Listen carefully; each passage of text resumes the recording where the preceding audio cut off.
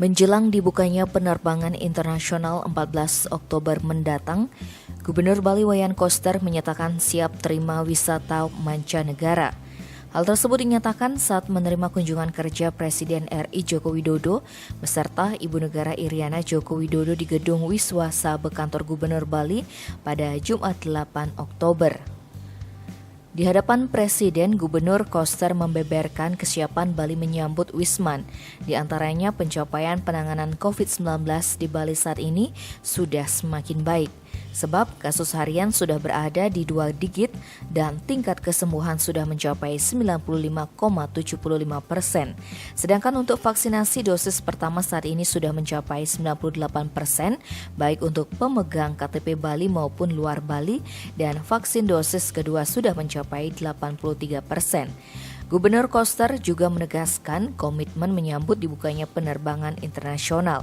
Di antaranya sudah melonggarkan pusat perbelanjaan dan destinasi tempat wisata, namun dengan penerapan protokol kesehatan ketat. Wisatawan yang berkunjung harus sudah divaksin 2 kali dan menggunakan aplikasi Peduli Lindungi. Menanggapi hal itu, Presiden RI Joko Widodo menyampaikan apresiasi atas melandainya kasus COVID-19 di Bali. Menurutnya, pada bulan Juli lalu kasus COVID-19 di Indonesia juga di Bali melonjak tinggi.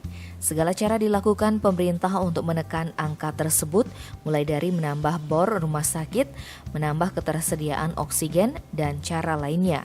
Usaha tersebut terlihat hasilnya pada bulan Oktober ini, di mana kasus mulai melandai, namun Jokowi mengingatkan agar masyarakat tidak euforia berlebihan ketika diberikan kelonggaran oleh pemerintah.